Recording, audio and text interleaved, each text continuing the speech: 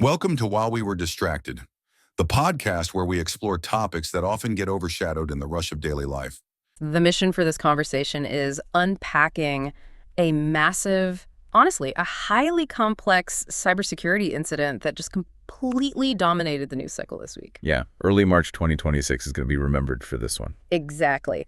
We are looking at a targeted attack on LexisNexis Legal and Professional. And if your work touches law, business, or government in literally any capacity, you already know the weight that name carries. Oh, absolutely. They are a global titan in legal and regulatory data analytics. They operate in, over 150 countries? Something like that, yeah. They're essentially the foundational bedrock for how modern legal and corporate research is conducted today. I mean, the sheer volume of trust placed in their systems by the most sensitive sectors of our economy and the government is just difficult to overstate. Right. So when a platform like that experiences a breach, it sends shockwaves through the entire industry. It really does. Which is exactly why we need to examine the anatomy of this specific intrusion. Today, we're pulling our insights from a highly detailed report by Bill Toulis over at Bleeping Computer, alongside a pretty comprehensive incident summary report regarding what's being called the 2026 LexisNexis React to Shell Cloud breach. That's a mouthful. It is. But the central tension we're exploring with you today is a really fascinating one. What happens when a company that is trusted by the world's top lawyers, multinational corporations, and federal governments gets hacked? And the official corporate narrative completely contradicts the story the hackers are telling. Exactly. The official story and the hacker's story are just completely at odds. It's a classic corporate standoff, you know? Analyzing that massive disconnect between those two narratives tells us a tremendous amount about the current state of digital security, the reality of cloud architecture, and honestly, modern crisis management. Totally. Let's start by laying out the timeline just to get a clear picture of how this actually unfolded. Yeah. So the breach itself reportedly occurred around February 24, 2026, but the broader public didn't know anything was wrong until March 3. That's when the data leak actually happened, and the official confirmation from LexisNexis finally emerged. Yeah, and the threat actor stepping forward to claim responsibility is a collective operating under the name FulcrumSec. FulcrumSec. Right. They initiated this by dumping roughly 2.04 gigabytes of structured data files directly onto these underground forums. 2.04 gigabytes. That doesn't sound like a lot in the age of terabyte hard drives, but... But it's structured data. I always find it kind of amusing how these modern threat actors choose names like FulcrumSec that make them sound like legitimate B2B software vendors rather than cyber extortion syndicates. Yeah, they sound like they should be pitching you at a conference. Right. But beyond the branding, we really need to look at that 2.04 gigabytes. The word structured is critical there. We aren't talking about a messy folder of random text documents or like heavy image files. Which would pick up a lot of space. Exactly. Structured data implies organized database tables, rows and columns of highly searchable, easily weaponized information. 2 gigabytes of pure text data is massive. For those listening, it's one thing to hear about a data dump, but the mechanics of how FulcrumSec actually got their hands on that structured data is where this gets highly technical. According to the reports, the initial entry point was a vulnerability known as React to Shell. Yeah. But how does an unpatched React application, which is a front-end tool, right? How does that act as a bridge straight into a highly sensitive back-end AWS container? Because usually those environments are supposed to be heavily segmented. That is the exact architectural puzzle we need to break down. You're right that React is a ubiquitous JavaScript library. Developers use it to build user interfaces. It's the face of the application. The part the user actually sees and interacts with. Precisely. React to Shell is a known security flaw that targets unpatched implementations of those front-end applications. But to understand how FulcrumSec crossed the bridge from the user interface into the back-end, we have to look at how modern cloud infrastructure is orchestrated. Okay. In this case, the compromised environment was running on AWS, specifically utilizing ECS. And for anyone who doesn't spend their days managing cloud infrastructure, we should probably define what ECS actually does in this context. Absolutely. So ECS stands for Elastic Container Service. It's Amazon's highly scalable container management service. You can think of it as the traffic cop and manager for all the isolated software containers a company uses to run its applications. Right. So to put that into a real-world analogy for you listening at home, it's like leaving a flimsy, break-in screen door unlocked on your front porch. That's the React vulnerability. Exactly. That's the React to shell flaw. The screen door is broken. But somehow, walking through that broken screen door provides a direct, unhindered path straight to a highly sensitive, locked filing cabinet down in the basement. That's a great way to look at it, because if the front-end container, the screen door, is configured with overly permissive access rights, an attacker who exploits the React to shell vulnerability doesn't just compromise the porch. Right. They use those excessive permissions to pivot. They basically hijack the container's identity to request access to deeper, more sensitive areas of the AWS environment, the basement filing cabinet. So the front-end flaw is really just the crowbar they use to pry open a window. Once they're inside network, they realize the internal doors aren't locked, and they just have free reign to move laterally into the databases. Precisely. They exploited a public-facing vulnerability to gain a foothold, and then leveraged poor internal cloud configurations to escalate their privileges. It's a textbook example of why perimeter defense is never enough on its own. Which brings us to the claims the hackers are making about what they actually found once they started moving laterally. FulcrumSec is calling this total architectural dominance. That's their phrase. Yeah. Are they just blowing smoke for the sake of extortion, or do they actually have the numbers to back that up? Well, if we look at the ledger FulcrumSec published, they certainly claim to have the numbers. They are bragging about exfiltrating 3.9 million distinct database records. Wow. On top of that, they claim to have compromised roughly 400,000 cloud user profiles. And they're very specific about the fact that these aren't just anonymized alphanumeric user IDs. According to the group, these profiles contain real names, email addresses, phone numbers, and specific job functions. That alone is a massive data set.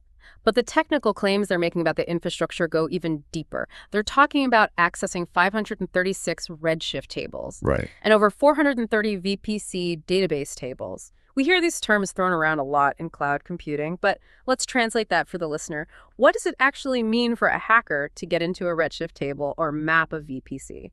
This is where the severity of the claims really escalates. Redshift is Amazon's massive data warehousing service. It's designed to handle petabytes of data. Huge amounts. For a data analytics titan like LexisNexis, a Redshift cluster is essentially where you store your most colossal, vital data sets to run complex queries. It's the core engine of their business intelligence. Gaining access to 536 Redshift tables means the attackers claim to have been browsing the absolute crown jewels of the company's aggregated data. And what about the VPC aspect? So VPC stands for Virtual Private Cloud. It's a logically isolated section of the AWS cloud where a company launches its resources in a virtual network that they define. It's supposed to be their secure, private enclave within Amazon's massive infrastructure. Supposed to be. Right. So when FulcrumSec claims they walked away with the complete mapping of the VPC infrastructure, they're saying they successfully stole the comprehensive architectural blueprints of LexisNexis's private network. They know the whole layout. Everything. They know where the servers are, how they communicate, where the firewalls sit, how the routing tables are configured. If that's true, that's a nightmare scenario for any network administrator.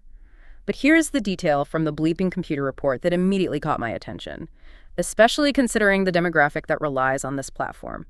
FulcrumSec specifically highlighted that among those 400,000 user profiles, they targeted and identified 118 users with .gov email addresses. Yeah, that's a chilling detail. And the report specifies we're talking about federal judges, law clerks, U.S. Department of Justice attorneys, and staff from the Securities and Exchange Commission. That specific detail changes the entire complexion of this incident.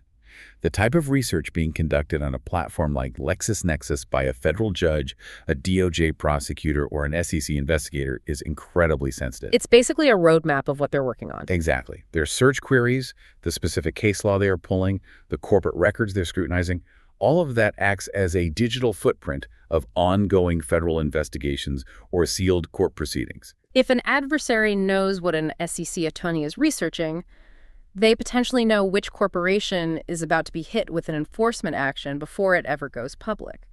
The market manipulation possibilities alone are staggering, let alone the potential for compromising judicial proceedings. Which is why the targeting of those 118 government accounts elevates this from a standard corporate data breach into a situation that likely has federal intelligence agencies very concerned. We have to remember we're currently analyzing the hackers' claims, but if they truly possess the job functions, contact details, and platform usage history of DOJ and SEC staff, That data is highly valuable. To state-sponsored actors, corporate espionage rings, you name it. Exactly. Knowing the stakes are that high, it makes you heavily scrutinize the internal security that was supposed to protect these high-value targets. The report notes that FulcrumSec did not hold back in their critique of the environment they infiltrated. No, they didn't. In fact, their commentary on the internal security posture reads like a brutal public shaming of the company's IT department. They were incredibly vocal about what they found. According to the hackers' statements, they discovered that a single ECS task role was granted what they described as read access to every secret in the account. That included the production Redshift master credential. Which is just insane. In a properly configured cloud environment, you use the principle of least privilege. A service should only have access to the exact data it needs to function and absolutely nothing more. Giving a single role read access to every secret is a fundamental breakdown of access control. Let me stop you there, because the mechanics of the next claim are truly puzzling to me. The hackers stated that they found 53 AWS Secrets Manager secrets stored in plaintext. Yep. Wait, plaintext as in literally just typed out in readable text like a sticky note left on a monitor. How does a multi-billion-dollar analytics firm allow that to happen in a production AWS environment? It's a question that literally every security professional reading the report is asking right now. AWS Secrets Manager is a dedicated service engineered specifically to encrypt, rotate, and manage sensitive credentials securely. That's its only job. The entire point of the service is to eliminate the need to hard-code passwords in plaintext. If developers are putting unencrypted, easily readable plaintext into or alongside these orchestration systems, it completely defeats the architecture's purpose. It seems like it would take more effort to misuse the tool than to just let it encrypt the passwords properly. Often, these misconfigurations stem from a friction between development speed and security protocols. Sometimes developers temporarily use plaintext during testing to quickly troubleshoot a connection issue, and then they simply forget to revert it to encrypted secrets before pushing the code to production. A temporary fix becomes permanent. Exactly. Whatever the underlying reason, finding 53 production secrets in plaintext means the moment FulcrumSec breached the perimeter, they didn't have to launch complex brute force attacks to decrypt passwords. They just read them off the screen and kept moving. All right, so we've laid out the hackers' narrative. They are claiming a devastating breach, complete architectural mapping, access to millions of records, targeted government accounts, and a shockingly negligent internal security setup. Now, we need to examine the other side of this discrepancy dance. The official response from LexisNexis paints a drastically different picture of the severity of this event. The corporate PR response is a masterclass in trying to minimize the blast radius. The official line from LexisNexis strongly refutes the idea that their core infrastructure was compromised. Right. They are framing this intrusion not as a catastrophic failure of their active systems, but rather as unauthorized access to a highly compartmentalized, deprecated server that happened to house old, non-critical information from prior to 2020. Let's look closely at where they draw the line between what was lost and what they claim remains secure. Because they do acknowledge losing some data. They admit that customer names, user IDs, business contacts, lists of products used, support tickets, and customer surveys were accessed.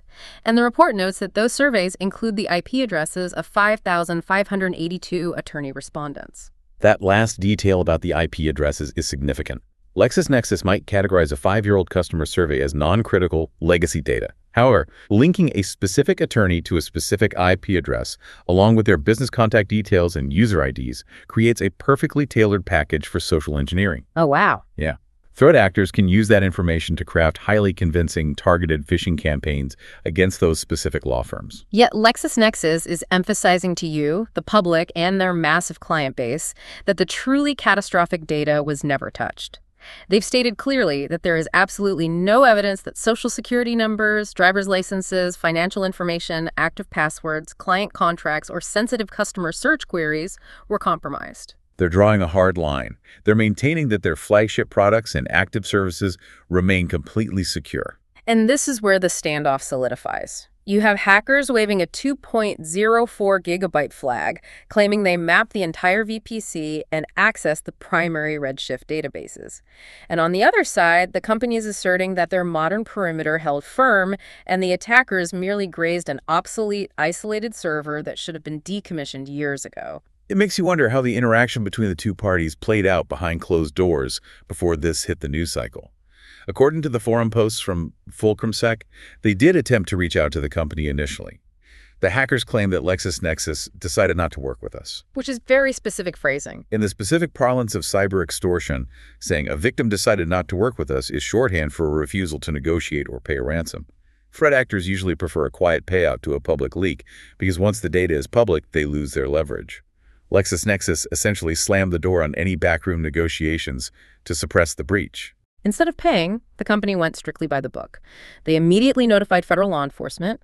They brought in external third-party forensics experts to investigate the scope of the intrusion and contain the environment. And they began the arduous process of notifying affected past and present customers. Refusing to pay and engaging law enforcement is exactly the protocol a corporation of this scale should follow. But to truly understand the pressure the company is under, we need to contextualize this within their recent operational history. Right. LexisNexis is a subsidiary of the massive RELX group. Just over a year ago, spanning late 2024 into early 2025, a separate, highly publicized incident occurred involving a different branch of the corporate family, LexisNexis Risk Solutions. That prior incident was structurally different from this one, right? Yeah, that prior incident was structurally different from this one, right? It was. The incident roughly a year ago was a supply chain vulnerability. It originated through a third-party vendor rather than a direct, unpatched front-ended exploit like the React 2 shell vulnerability we're discussing today. However, the ultimate result of that prior supply chain attack was the compromise of data belonging to roughly 364,000 people. When you look at those two incidents back to back, even if the entry vectors and the specific corporate divisions differ, it really paints a picture of an organization under constant aggressive siege.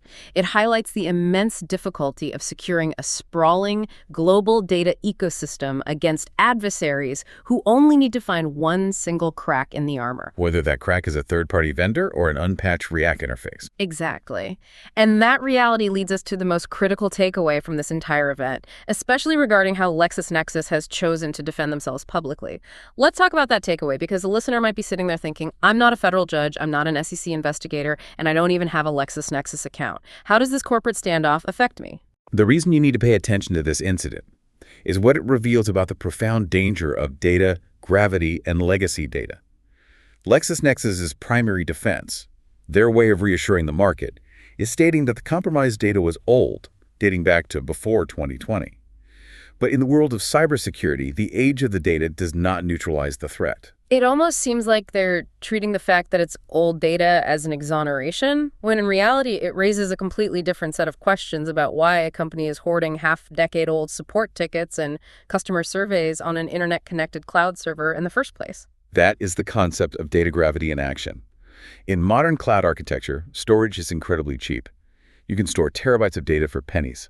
Conversely, auditing systems, categorizing data, and securely destroying obsolete records requires expensive engineering hours and complex compliance checks. It's cheaper to just keep it. Because storage is cheap and auditing is hard, companies fall into the habit of simply hoarding everything indefinitely. They spin up a new database, migrate the active users, and leave the old server running in the background, forgotten and unpatched. So you could do everything right today. You update your passwords, use hardware security keys, you lock down your active accounts. But the security hygiene you practiced 5 or 6 years ago is still a vulnerability if the company holding that historical data leaves it sitting on an abandoned container with plain text credentials. Exactly. The risk doesn't expire just because you stop using a service. As infrastructure is deprecated and the IT department's oversight shifts to newer, shinier projects, that legacy data actually becomes far more vulnerable. It sits in the digital equivalent of a dark, unguarded warehouse. To bring all of these threads together, we're looking at a scenario driven by a known front-end vulnerability, React 2 shell, which allegedly provided access to a back-end AWS environment plagued by poor configurations. Including the cardinal sin of plain text secrets. Right. We have hackers claiming they mapped the architecture and compromised federal officials, and a corporation insisting it was just a dusting of irrelevant legacy data. As we conclude our analysis of the bleeping computer report and the incident summaries, there's a lingering thought I want you to consider as you navigate your own digital footprint. If one of the world's premier legal and business analytics firms, a massive, sophisticated global entity whose entire business model implicitly relies on the ironclad security of information, is allegedly hoarding deprecated 6-year-old data on vulnerable cloud servers. What ghost data of yours is sitting on forgotten, unpatched servers across the internet right now? Exactly. How much of our modern digital identity is anchored to companies holding on to data they no longer even need, simply because it's cheaper to abandon it than to securely destroy it? It certainly makes you rethink every online service you signed up for years ago and never deleted. Thank you so much for joining us on this deep dive. We hope this breakdown helped clarify the technical mechanics and the broader implications of a very complex, unfolding situation. Stay curious, audit your own digital footprint, and always keep questioning the digital world around you. Don't forget to like and subscribe for the next episode on While We Were Distracted.